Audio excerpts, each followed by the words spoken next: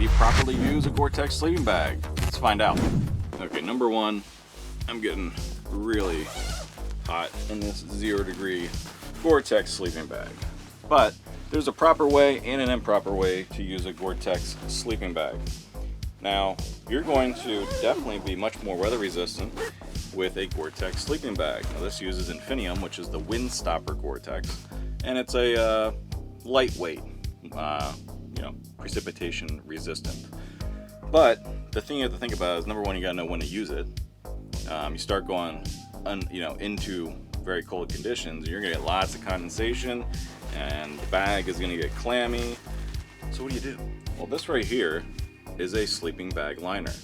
What you really want to use is a silk sleeping bag liner, but I haven't dropped the dime on that. But I have had this from a long time ago. It's just a polyester thermolite reactor from Sea to Summit, and this liner just simply goes on the inside, and it helps wick away condensation and moisture. Super thin, super lightweight.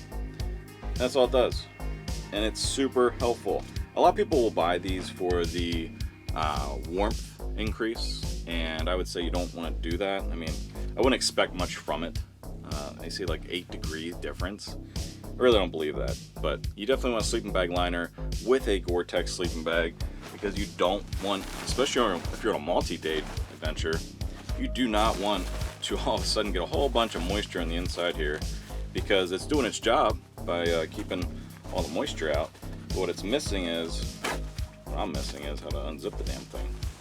All right, now that we got that out of the way, not a problem with the sleeping bag. I had it in a weird angle. Just use a sleeping bag liner. Like I said, I'll put a link down below to some of the ones I recommend. This one's relatively cheap. They make really good ones. Sea to Summit makes a silk one, which I recommend the silk, just way more expensive. And Western Mountaineering makes a silk one as well. Those would probably be the ones I'd recommend, but you can use a polyester, just don't use cotton. There is a blend out there of sleeping bag liners that uses polyester, I think, or wool and cotton as a blend. Don't use that one.